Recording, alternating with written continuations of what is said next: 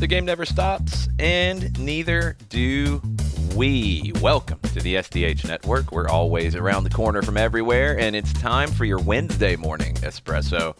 Presented by Oglethorpe University, Atlanta's premier undergraduate learning experience and soccer powerhouse. Lots to get into today. Chelsea with a huge Champions League win yesterday. Manchester City, a little bit of a slip-up at home. A very revealing interview with Mauricio Pochettino. A massive Wednesday slate in Europe. We've got some stories in Brazil and Mexico for you. NWSL record-breaking numbers. And the refill from all around the world. Let's jump right in. And let's start in London. Chelsea were brilliant last night. A 3-0 win over Barcelona at Stamford Bridge. Commanding, aggressive, fast, decisive. They kind of out-Barcelona'd Barcelona, which is becoming a thing for Enzo Maresca. He did this against PSG in the Club World Cup final. I'm growing more and more impressed with Maresca the more we see from him. He's got a squad he's got to manage, which he rotates heavily, and he's able to make that work. But he is fearless in the way he approaches teams like Barca and PSG. So many teams over the years we've seen decide to back off and be defensive against teams like that. Maresca is like, I'm actually going to double down and go harder at you, and you're going to have to deal with it. And it's worked. The win was also powered by a teenager, and everybody came into the match thinking we'd be talking about Lamine Yamal coming off the other side of this game. And we're talking about Estevão. The 18-year-old Brazilian, he looked like he had been playing on this kind of a stage for a long time. He pushed Barcelona's backline around. He wriggled out of tackles. He capped it with a sensational second-half goal, cutting through bodies, smashing the ball into the roof of the net. It was a perfect moment, as he described it. Barcelona never recovered after the first-half red card to Ronald Araujo and the early own goal. Chelsea never let them breathe either. Liam Delap got the third goal. They had 3 goals ruled out in this one. It could have been even worse. Stamford Bridge was buzzing in a way that felt like a throwback. Maresca, of course, afterwards tried to settle the hype. He even shot down the Messi-Estevão comparisons, as he should. But when the mics were turned off, he was beaming ear to ear and very happy with his squad and that kind of a performance. Chelsea move into a really strong position to automatically make the next round of the Champions League knockouts. Barcelona are going to try to stay in the top 8 and avoid the playoff round. Let's go to Manchester. It was not as good for Manchester City. A 2-0 loss at home to Bayer Leverkusen. Pep Guardiola admitted that he made too many mistakes in making too many rotations. And also, he said because of all that, the squad played not to make mistakes. Too many changes. Now, he explained why. The relentless schedule. He wanted to keep players fresh, especially Erling Haaland coming back off of international duty. But in hindsight, the gamble didn't pay off. Leverkusen punished this group's rust and lack of rhythm, snapping a 23-match unbeaten home run in the Champions League group or league phase. City dropped to 10 points. They're currently outside the top 8 automatic qualifying spots. And next up, it's Real Madrid on December 10th. Pep says he's not worried. I would agree with him. Not as much rotation. You're not going to see as much rotation against Real Madrid. This feels like a little bit of a one-off after what has been some good performances. But this is back-to-back with the loss against Newcastle and in this one. So let's see how City looks this weekend. Let's go to the U.S. men's national team. Mauricio Pochettino gave an interview to Andrés Cantor, of the famous legendary commentator, but also of the Football Day Primera radio network. And it is absolutely worth your time digging into the translations and really getting into it. There's a few things that jump out to me here in this. He talked openly about the cultural reset that the U.S. men's national team needed. He's talked about the lingering effects of the Gold Cup. He talked about his approach to managing the player workload with the clubs. He talked a lot about critics in the U.S. coaching landscape, and he talked about the mentality that he's trying to build heading into the World Cup. He said the job was a bigger challenge than he thought it was going to be, and it wasn't tactically, it was culturally.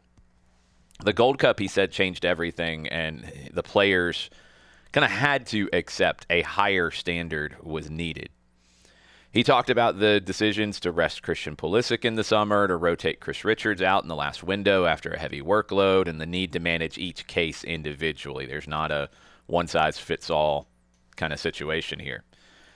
He also pushed back on critics, and specifically critics in the coaching world. Pushed back on the need to understand American soccer culture as well. He said, I would never criticize a coach. I know how difficult it is. It was possibly, maybe, he didn't say it specifically, but I think it's kind of clear that there was some of a response to what Bruce Arena had to say after the Panama and Canada games in Nations League, which feels like a long time ago. It really wasn't. More of the quote that Pochettino gave about this, he said, and he did talk a little bit about a coach coming from another sport into this, and he threw that in, which makes you think that he's talking about Bruce Arena. He said, I can understand you criticizing me, but to criticize me for not knowing the culture of the United States because we lost two matches or lost in the last minute against Panama and Canada because of the whole situation we're in the midst of transformation, I think I don't know, it seems to me like taking advantage and not understanding what this sport is about.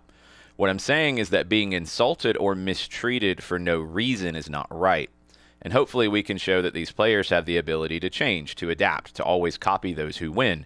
Because you have to copy those who win, right? Because no, I don't copy those who win. No, I'm going to do this. I'm going to invent. Then he said, let's not invent. Let's not invent. The world champions are in Argentina, and they are Spain, and they are Italy, and they're England, Brazil. We have to copy them. We have to copy these people who are the ones who really feel the sport and the way it should be lived under that culture and philosophy. We have to live it, right? I agree with him. I do think you need to understand maybe the why that American soccer culture, U.S. soccer culture to be specific, is what it is. I think it helps to understand because then you can work to change it. But yes, it does need to change. The idea that it doesn't need to change and everybody has to adapt to U.S. soccer culture is kind of foolish because we all want to see U.S. soccer culture improve, right? We want to see it be better. Why do we want it to stay where it is? The way it gets better is by constantly evaluating what can make it better. And you would be, again, foolish to not look at countries and programs that have won World Cups. There's only a handful of them. Yes, Argentina is one. Spain. Maybe not Italy right now, but in general, yes. England, Brazil, yes. You need to look at that. And you need to say, what can we take here? What can we use here? What works for me? What is important? What's vital? How can I maybe put a little bit of a spin on this and make it fit the group that I have? That's coaching.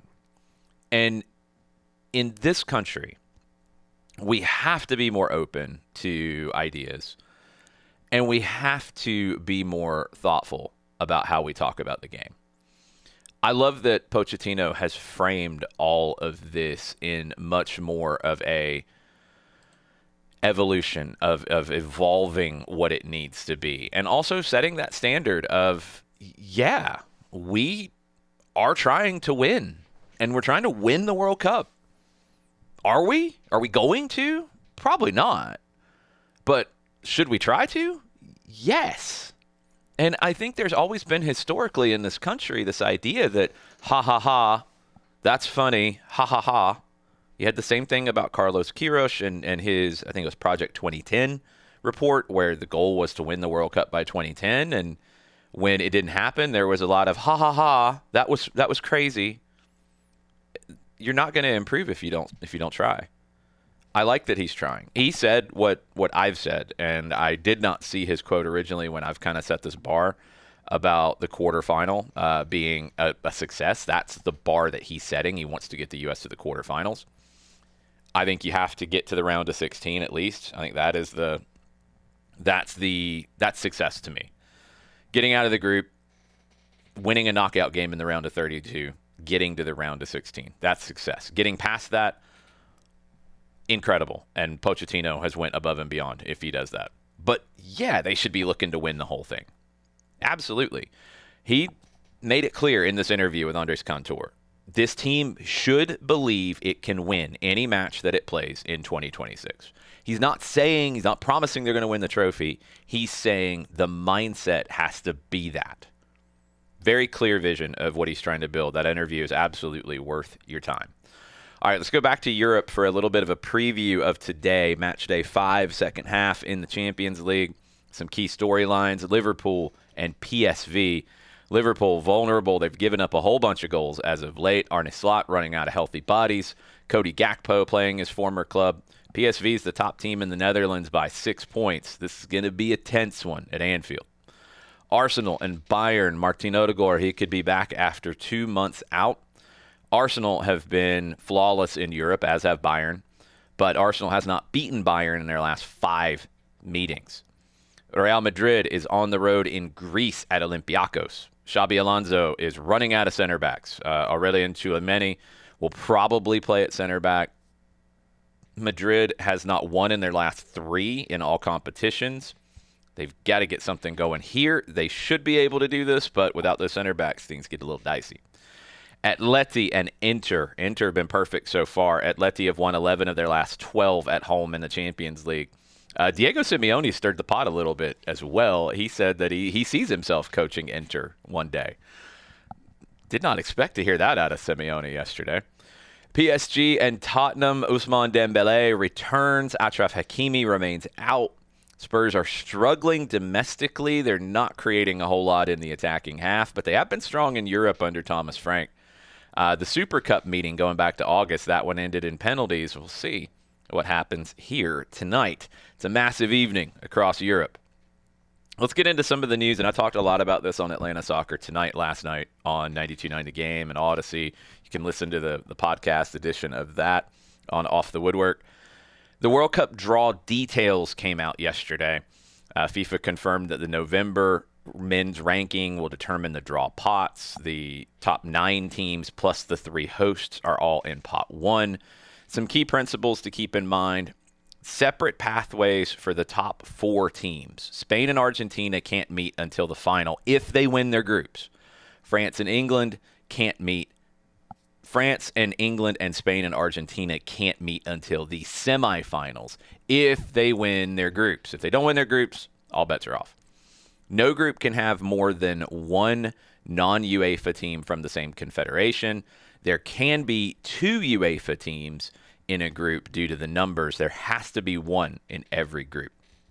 For the U.S., the schedule is a little clearer now, and we'll know what it looks like on Friday, December 5th. June 12th, they will play a Pot 3 team at SoFi Stadium. June 19th, they will play a Pot 2 team in Seattle. And June 25th, they'll go back to SoFi for their final match against a Pot 4 team. That helps you. If that's your last day and you got to get a result, you should be playing the weakest team. And in that Pot 4 group, it won't be Curacao, Haiti, Jamaica, Suriname due to the Confederation rules. It could be Jordan or Cabo Verde or Ghana or New Zealand or one of the European playoff winners. Or it could be New Caledonia. It could be Iraq. If they get through the playoff, it gets a little interesting. It could be DR Congo. It could be one of the playoff winners as well, outside of the CONCACAF playoff winners. So one of the draw on Friday, December 5th. The game schedule will come out the next day because they're going to optimize that for time zones and viewing TV and all that, because you want to get the games, for example, if you've got England playing in a group that game could be in Atlanta, you're probably going to have that game be in Atlanta and play it at 3 o'clock, so it's on in prime time in London. You're going to be smart in that, which I'm fine with. So we'll know the groups, but we won't necessarily know the games and where and what kickoffs until the next day.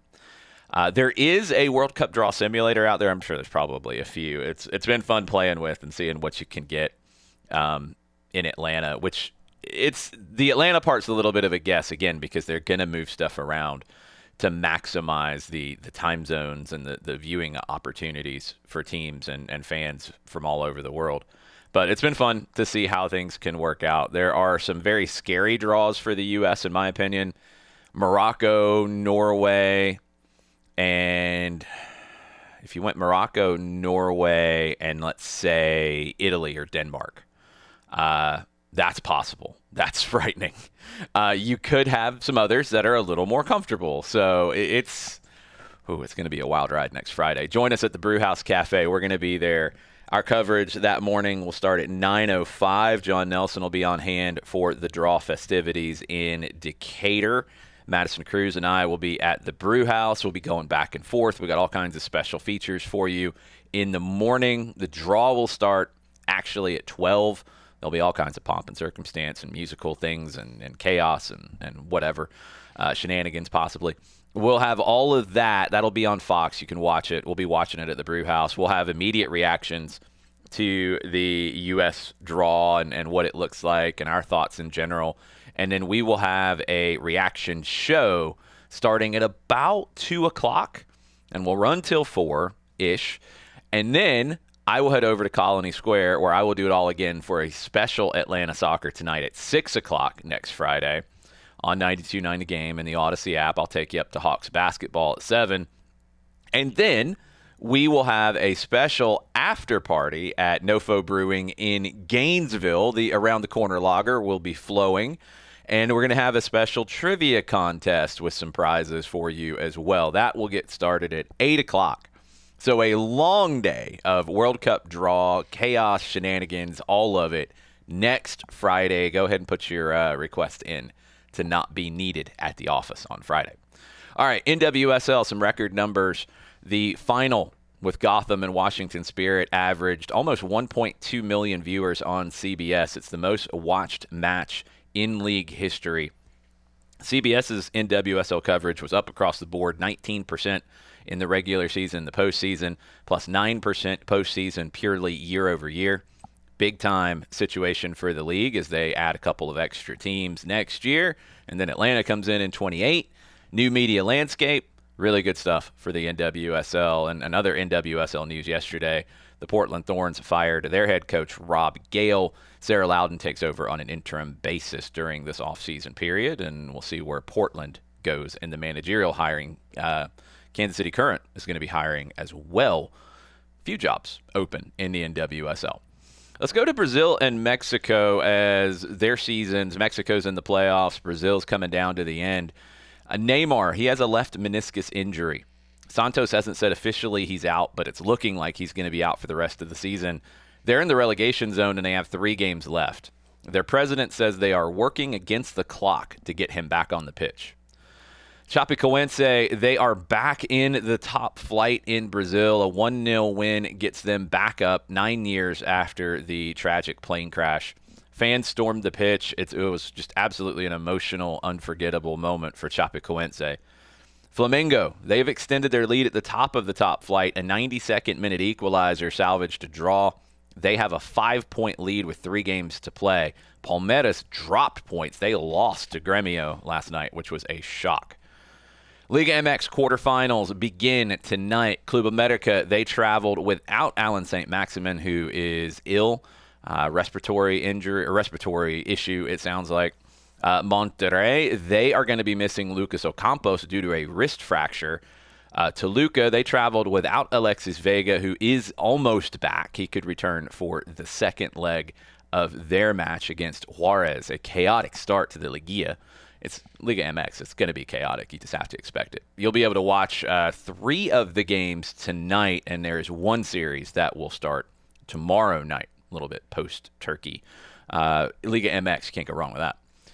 Let's go to Belgium real quick. DAZN, they terminated their deal with the Belgian Pro League after failing to secure distribution across local operators. They cited financial unsustainability. The league's upset because it just got shut down out of nowhere. They're threatening legal action. Fans now face a weekend where they might not have a way to watch the matches. It's a really significant media rights disruption issue in Europe. Let's bounce around the refill headlines from all over the world. We'll go to the Asian Champions League. FC Seoul 3-1 winners over Shanghai Port. Jesse Lingard scored twice and had an assist in that one. Al Hilal of Saudi Arabia 4-0 win over Al Shorta. Marcos Leonardo keeps rolling on. Al Hilal clinch knockout qualification. Ulsan out of Korea, they drew 1-1 with Buriram. They are slumping. Ulsan. It's not a good situation for them at the moment. Palestine, they have qualified for the Arab Cup. A penalty shootout win brings joy amid the crisis facing Palestine right now. Columbus Crew Stadium going to get renamed. It's becoming the Scott's Miracle Grow Field in 2026. New sponsorship on the venue. Texas, they have a new head coach on the women's soccer side. They have hired Marguerite Bates, former UCLA coach, heading to Austin after stepping down earlier this week. At the Deaf Olympics, the U.S. Deaf women's soccer team won the gold, a 4-0 win over Japan, their 5th gold medal in competition. And yesterday was the 5th anniversary of Diego Maradona's passing. Napoli honored him at their Champions League match, a stadium-wide tribute. Lots of wonderful tributes worldwide. If you get a chance to check some of them out, please do. You know how I feel about Diego Maradona and everything that he has given to the game. It's always a weird period because it's about a month's time from when his birthday was at the end of October to when he passed on November 25th. And it always feels like almost a month kind of celebration, like at the front end, at the back end, and in the middle. I think a lot of people get reflective about what his impact has been on the game as a whole. So probably something that will continue for quite a while. But yes, some beautiful tributes yesterday to Diego Maradona. Before we wrap, just a heartfelt thank you to all of you out there listening, every SDH listener, every reader of the newsletter version of the Morning Espresso, every reader at soccerdownhere.net. Just everybody who's been with us throughout 2025 and years before that. You guys power every show we do, every story, every conversation, whether it's these morning espressos that sometimes feel very, very early in the morning, late night post-game coverage. You guys are the heartbeat of this network. And now we start to look ahead to 2026 with, just a little over a month's time till we get to that calendar turning over. World Cup in the United States, Mexico, and Canada. World Cup matches in Atlanta for the first time ever. Atlanta being on the world stage, especially for that semifinal. New eras for Atlanta United. Lots to talk about there. I feel like because of everything else going on, it's maybe been pushed to the back burner, but that's going to ramp up in a big way very soon. NWSL's on the way. That build out between now and 2028 is going to be so much to talk about. The sport's growing everywhere, whether we talk about the high school season coming up, youth camps, clinics, clubs, all the opportunities there for kids, everything happening at Mercedes-Benz Stadium and beyond. It's going to be a really special year ahead, and we can't wait to experience it together with y'all. From all of us at SDH, happy Thanksgiving. Enjoy the day. Enjoy the people around you. Enjoy the break, unless you're, a Europa League or Conference League sicko, and you're going to be watching that tomorrow during the day. Liga MX tomorrow night. You could still have your soccer on Thanksgiving. But yes, enjoy the break. We'll be back on Friday morning with the next edition of the Morning Espresso. The game never stops. It might pause a little bit for some of us from time to time. Neither do we. Thank you for listening to this edition of the Morning Espresso.